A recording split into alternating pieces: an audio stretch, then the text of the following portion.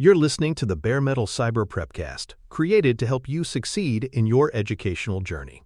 Learn more at baremetalcyber.com, where additional prepcasts, books, and training materials await. Let's get started. Learning loops are the disciplined practice of ensuring that incidents, defects, and other surprises are not wasted experiences. Instead of allowing problems to repeat endlessly, a learning loop establishes a closed-cycle system that investigates what happened, distills lessons, and implements changes that prevent recurrence. This is not the same as conducting a single postmortem or documenting mistakes in a report that is quickly forgotten. A true loop continues until evidence confirms that the underlying conditions have been addressed and the risk of repeat harm has been reduced. In this way, reliability improves over time because the system accumulates durable defenses against known issues. When teams consistently apply learning loops, they transform disruption into progress, treating each challenge as an opportunity to harden resilience. The loop becomes an engine of continuous improvement, converting painful moments into verified prevention rather than temporary fixes. Trigger taxonomy is the starting point of any learning loop.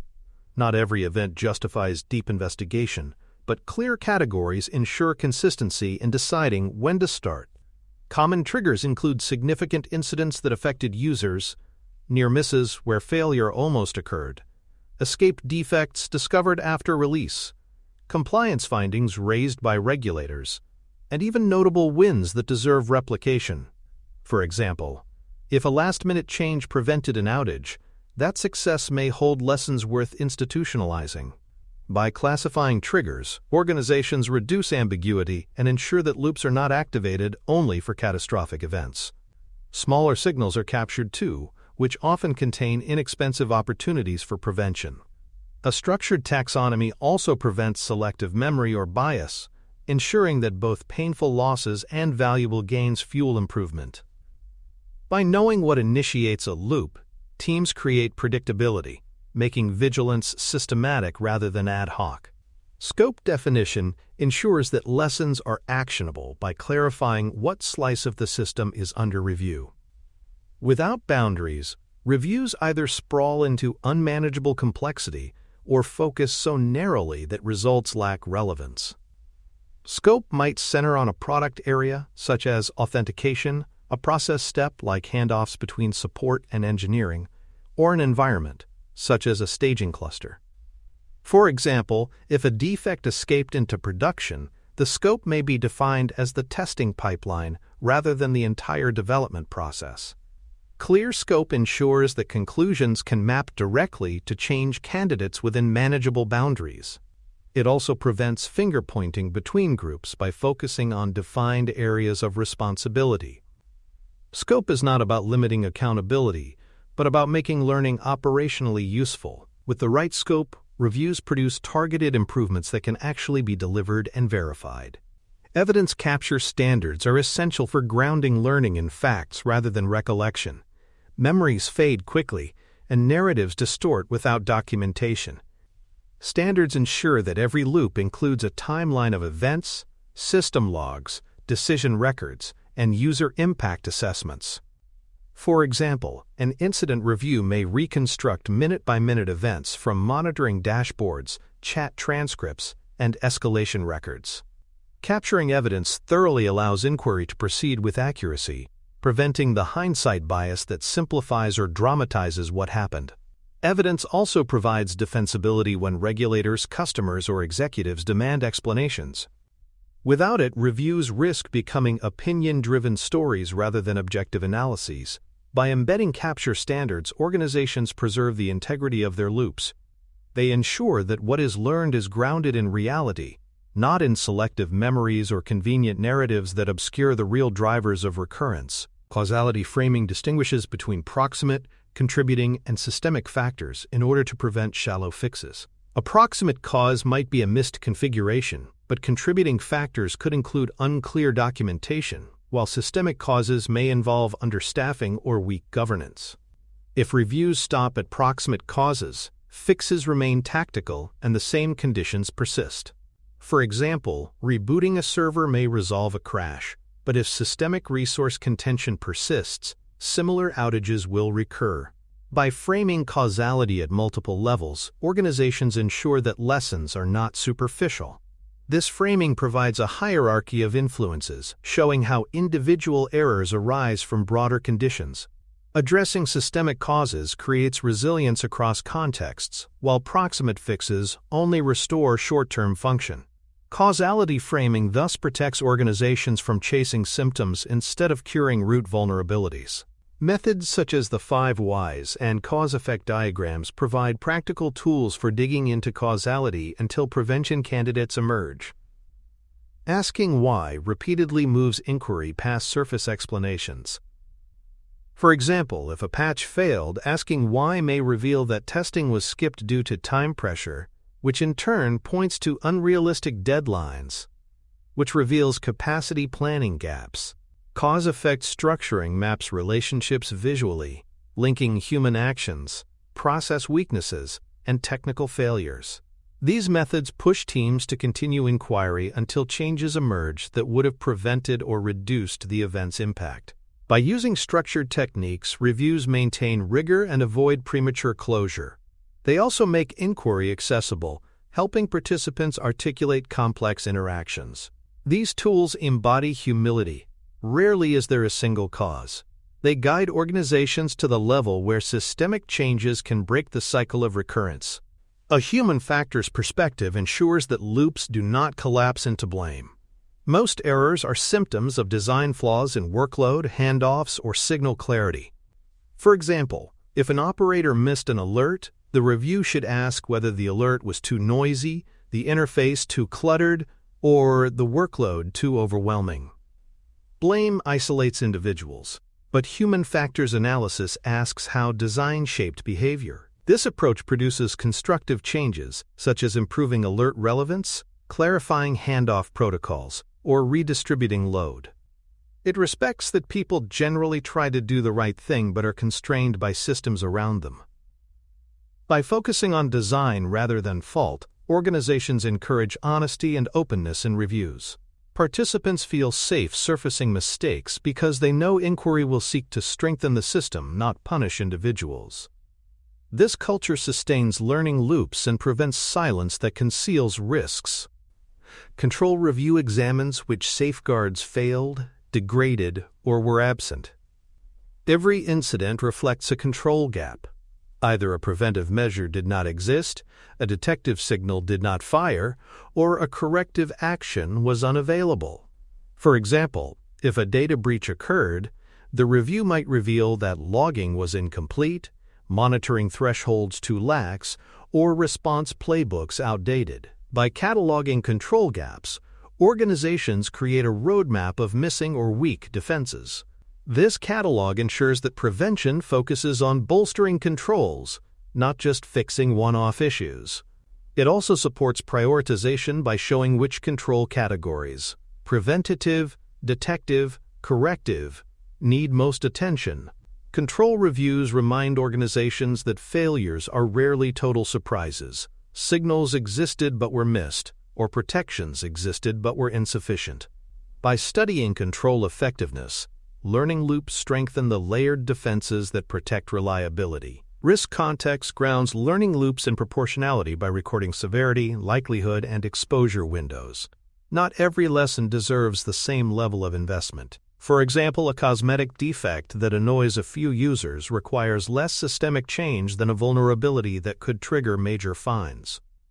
Recording risk context ensures that improvements scale with actual danger.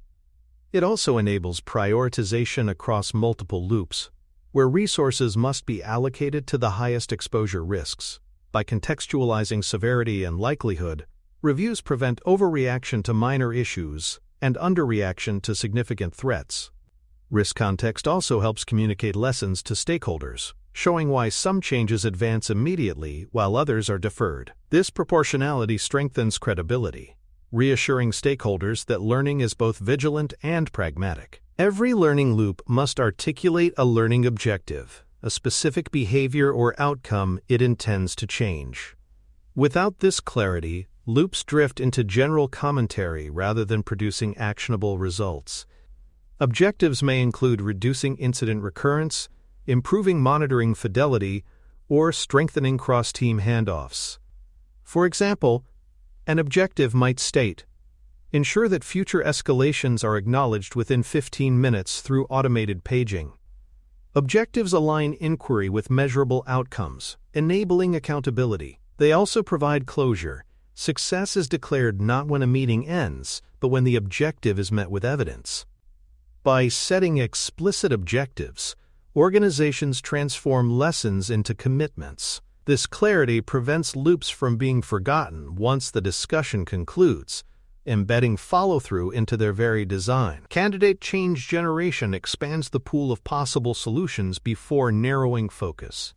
By diverging across categories such as process changes, tooling improvements, training updates, or architectural redesigns, organizations capture creativity. For example, to address recurring outages, candidates may include automating failover, retraining staff on procedures, and redesigning service dependencies. Broad generation prevents premature convergence on the easiest or most obvious fix. It also engages diverse perspectives, as operations, engineering, and compliance each bring different solution sets. By generating widely and converging later, loops ensure that final choices are both feasible and impactful. This practice acknowledges that resilience can emerge from multiple dimensions, and effective prevention often requires combining technical, procedural, and cultural changes. Prioritization heuristics help select from candidate changes by weighing value, effort, reversibility, and blast radius. Value measures potential impact on risk reduction. Effort gauges resources required. Reversibility considers whether the change can be undone safely. And blast radius examines potential side effects. For example, automating failover may offer high value, but with high effort, while adjusting monitoring thresholds may be easier and immediately reversible. By applying heuristics, organizations select a balanced portfolio, some quick wins to reduce exposure fast, paired with larger systemic efforts for durability. This structured approach prevents bias toward either flashy but risky moves or trivial adjustments that change little. Heuristics make prioritization transparent and consistent, aligning selections with strategy rather than politics or convenience. Ownership and deadlines ensure that learning converts into trackable work. Each change must have a named steward accountable for delivery and a verification date for confirming effectiveness. For example, if the lesson is to revise escalation playbooks, ownership may lie with the incident commander, with a deadline to update within 30 days. Without ownership, lessons drift into collective responsibility, which often means no responsibility. Without deadlines, urgency dissipates. By assigning both, organizations demonstrate that prevention is treated with the same seriousness as delivery. Ownership and deadlines embed accountability into the loop, ensuring that learning translates into real action. They also provide checkpoints for progress, enabling stakeholders to track whether changes were made and whether they worked as intended. A communication plan ensures that lessons are shared with the right audiences at the right time. Messages must be crafted carefully to spread learning without shaming individuals or exposing sensitive details unnecessarily. For example, technical teams may receive detailed logs and causal analysis, while executives see summarized impacts and planned improvements. Customers may receive plain language explanations where appropriate. Timing matters too. Immediate updates may be needed for operational continuity, while broader summaries may follow once actions are defined. Communication transforms local lessons into organizational learning, preventing the same mistakes from repeating elsewhere. It also reinforces trust, as stakeholders see transparency balanced with care. By planning communication deliberately, organizations turn each loop into a teaching opportunity, strengthening culture as well as systems. Anti-pattern awareness protects learning loops from dysfunction.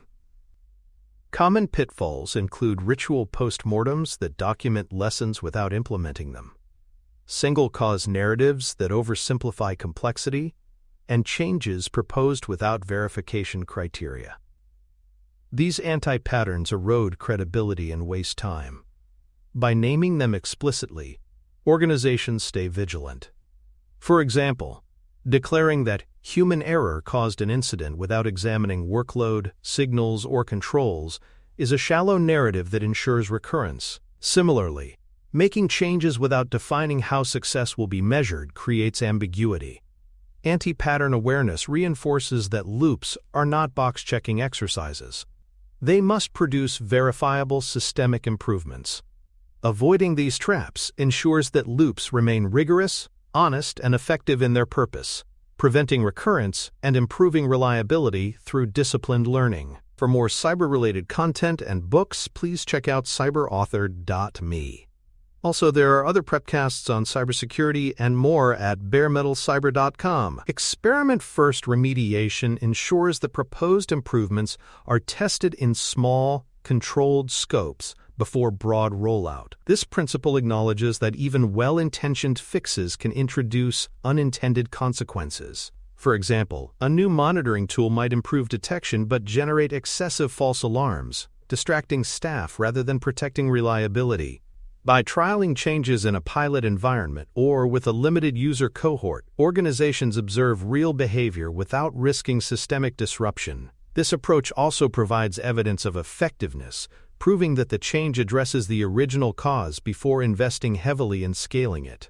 Experiment-first remediation balances urgency with humility, ensuring that loops do not replace one problem with another. It turns lessons into hypotheses tested under real conditions, embedding scientific rigor into prevention. By learning through small experiments, teams build confidence in their changes, safeguarding both speed and safety in the pursuit of resilience. A robust definition of done for prevention changes ensures that lessons outlast individuals and remain embedded in systems. This definition must go beyond the immediate fix to include updated tests, monitoring hooks, and documentation. For example, if a recurring error was traced to poor logging, the fix is not complete until new log formats are added, alerts are configured, and runbooks are updated. Without these additions, knowledge resides only in people's memories, which fade or leave with turnover. A definition of done that insists on verification artifacts transforms lessons into institutional safeguards. It ensures that learning becomes part of the fabric of delivery, not a temporary adjustment. By embedding prevention into standard practices, organizations create durable defenses. The definition of done closes the loop by turning one-time fixes into permanent, reusable protections that reinforce reliability over time. Verification methods are critical to confirm that prevention changes work under load and in real conditions. Options include leading indicators, before and after comparisons, or synthetic checks. For example, after implementing a failover mechanism, synthetic traffic may be injected regularly to ensure the system can switch smoothly without disruption. Before and after comparisons track whether incident frequency or error rates decline as intended. Leading indicators might monitor early signals such as reduced latency variability that predict stability. Verification transforms assumptions into evidence, proving that the lesson has been internalized effectively. Without it, organizations risk declaring success prematurely, leaving systemic vulnerabilities intact. Verification provides closure and confidence, ensuring that lessons produce real improvements. By embedding tests into monitoring systems, verification also ensures continuous oversight, protecting against regression.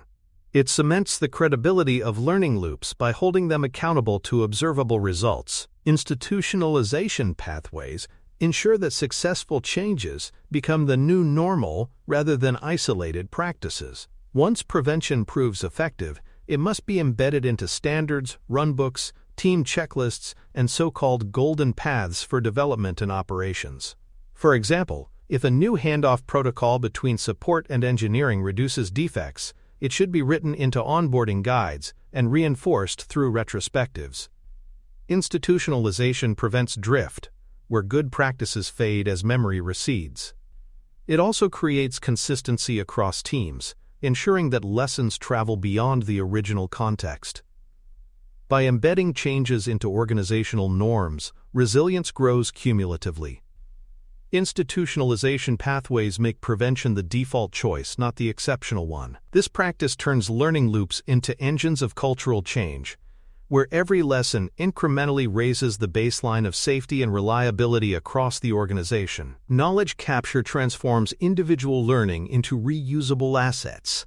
By distilling lessons into sanitized pattern libraries, FAQs, or case studies, organizations make insights available to other teams facing similar contexts.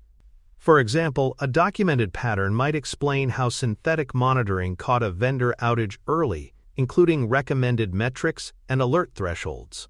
Sanitization ensures that sensitive details or personal attributions are removed, protecting safety and trust. Knowledge capture prevents each team from relearning the same hard lessons in isolation, accelerating collective maturity. It also strengthens onboarding, equipping new members with proven approaches to recurring challenges. By curating lessons into accessible repositories, organizations create a multiplier effect. Each incident not only improves local systems, but also enhances readiness across the enterprise. This practice ensures that learning loops scale, compounding their impact beyond immediate fixes. Cross-team broadcast ensures that learning loops benefit the entire organization, not just the team that experienced the event. Sharing key findings through communities of practice, brief readouts, or internal newsletters helps align standards across interfaces and shared platforms. For example, if one team discovers a vulnerability in API authentication, broadcasting that lesson ensures that others validate their own services against the same risk. Broadcast must balance brevity with clarity. Concise summaries highlight the lesson, recommended change, and next steps without overwhelming audiences with raw detail. This transparency spreads vigilance while reinforcing culture. Cross-team broadcasts turn isolated experiences into collective wisdom. They demonstrate that resilience is shared, not siloed, and that learning loops function best when knowledge flows openly across boundaries. Audit-ready records ensure that lessons learned remain defensible and verifiable for regulators, auditors, and stakeholders. Each loop should produce an evidence package that includes the event description, causal analysis, changes implemented, and verification results. For example, a compliance-related incident might result in updated retention policies, with documentation showing both the decision process and the monitoring signals confirming compliance. By capturing these artifacts as part of the loop, organizations avoid bolt-on reporting later. Audit readiness also strengthens internal accountability, demonstrating that prevention is systematic and transparent. It provides confidence to stakeholders that resilience is not rhetoric but documented practice. By aligning loops with governance, organizations bridge agility and compliance, showing that rapid learning and defensibility can coexist. Audit-ready records protect trust and ensure that lessons are preserved with integrity. Vendor and partner alignment extends learning loops beyond organizational boundaries. Many incidents involve external dependencies, and preventing recurrence requires shared accountability. For example, if a vendor's delayed patch contributed to an outage, the loop outcome should feed into updated service-level agreements, contract language, or integration tests. Alignment ensures that lessons travel across ecosystems, not just within one organization. It also builds trust, as vendors and partners see that learning is collaborative rather than adversarial. By embedding expectations into formal agreements, organizations make prevention enforceable. This practice acknowledges that resilience depends on the entire supply chain. Extending loops externally ensures that vulnerabilities are addressed comprehensively, reducing the risk of recurrence caused by factors outside direct control. It transforms partnership from transactional support into shared stewardship of reliability. Sustainability checks protect learning loops from becoming overwhelming. Continuous review of incidents, near misses, and compliance findings can generate cognitive load, on-call fatigue, and review backlogs. To remain effective, loops must be paced and prioritized. For example, not every minor defect requires a full inquiry. Lightweight templates can capture lessons without exhausting participants. Monitoring review volume ensures that loops remain high signal rather than burdensome. Sustainability also involves rotating facilitators and ensuring that on-call staff are not overburdened by review duties.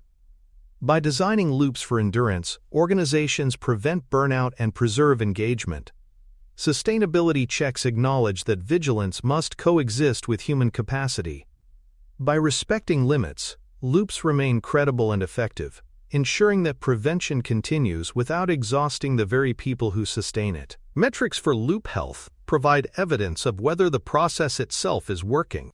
Common measures include time to learning, which tracks how quickly lessons are captured after events, time to change, which measures how fast improvements are implemented, recurrence rates, which reveal whether prevention is effective, and coverage, which shows whether high-risk areas are consistently reviewed. For example, if time to change is shrinking and recurrence is falling, loop health is strong. Metrics also highlight weaknesses, such as long delays in follow-through or repeated recurrence of similar incidents. By tracking loop health, organizations treat the system itself as subject to continuous improvement. This meta-measurement ensures that learning loops remain sharp, relevant, and accountable, sustaining their role as engines of prevention. Feedback on the loop itself ensures that the process evolves alongside teams. Participants should regularly share whether reviews are clear, psychologically safe, and useful. For example, a survey after each loop may ask whether discussion focused on evidence, whether facilitators encouraged candor, and whether outcomes were actionable. This feedback refines templates, facilitation styles, and cadence. It prevents loops from becoming ritualistic or burdensome. By treating the loop as improvable, organizations model humility. Even the system designed for learning must learn. Participant feedback ensures that engagement remains high and that loops improve as contexts shift. This reflexivity makes learning loops adaptive, preventing stagnation and reinforcing culture. It turns process into dialogue, showing that the act of reflection is as important as the outcomes themselves. Retrospective on the retrospective is a deeper practice, where teams review the loop itself, asking what signals were missed, where inquiry overreached, and what biases influenced conclusions. For example, a review may reveal that too much focus was placed on proximate causes while systemic factors were neglected, or that certain voices dominated conversation. This meta-analysis strengthens rigor by surfacing blind spots. It also builds humility, reinforcing that even inquiries can err. By reflecting on reflection, organizations sharpen their ability to learn honestly. This practice prevents loops from becoming self-congratulatory or overly narrow. Retrospective on the retrospective ensures that lessons learned are not only about systems but also about how teams interpret and reason. It makes inquiry itself subject to improvement, deepening organizational maturity. Sunset criteria prevent temporary safeguards from fossilizing into permanent complexity. In the rush to prevent recurrence, organizations often add layers of checks, alerts, or exceptions. Without sunset rules, these accumulate, creating clutter and drag. Criteria define when temporary measures can be retired once systemic fixes prove effective. For example, extra manual approvals may be removed once automated testing reaches maturity. Sunset practices keep systems lean, preserving efficiency while retaining resilience. They also prevent the illusion of progress, where activity multiplies without reducing risk. By retiring safeguards responsibly, organizations maintain agility and reduce technical debt. Sunset criteria close the loop not only with prevention but also with simplification, ensuring that resilience remains sustainable and elegant. Success evidence proves that learning loops deliver results. Indicators include reduced repeat incidents, faster cycle times from detection to prevention, and stronger trust from stakeholders in the organization's ability to learn. For example, if a recurring outage no longer appears after a systemic fix, and customers report greater satisfaction with reliability, success is clear. Internally, teams may note smoother handoffs and fewer firefighting cycles. Success evidence provides justification for continued investment, showing that loops produce measurable returns in safety, efficiency, and trust. By communicating these results, organizations reinforce culture, demonstrating that learning is not ceremonial but impactful. Success evidence transforms loops from abstract ideals into proven engines of resilience, validating their role as essential to sustainable delivery. Learning loop synthesis emphasizes that prevention depends on disciplined inquiry grounded in evidence, proportionate change selection, and rigorous verification. Loops begin with clear triggers and scope, proceed through causal analysis and candidate change generation, and conclude only when institutionalized changes are tested and proven. Knowledge capture, cross-team broadcast, and audit-ready records spread lessons across the organization, while sustainability checks and feedback refine the process itself. Sunset criteria ensure simplicity, while success evidence demonstrates tangible impact. Together, these practices make learning loops more than reflections. They become engines for systemic improvement. By preventing recurrence and embedding resilience, learning loops ensure that organizations do not just recover from disruption, but grow stronger with every cycle, turning challenges into opportunities for lasting progress. Thanks for tuning in to the Bare Metal Cyber Prepcast, your trusted source for cybersecurity news and insights. Remember to subscribe at baremetalcyber.com so you never miss an update. And visit cyberauthor.me for best-selling cybersecurity books that equip you with expert knowledge. Until next time, stay secure and stay vigilant.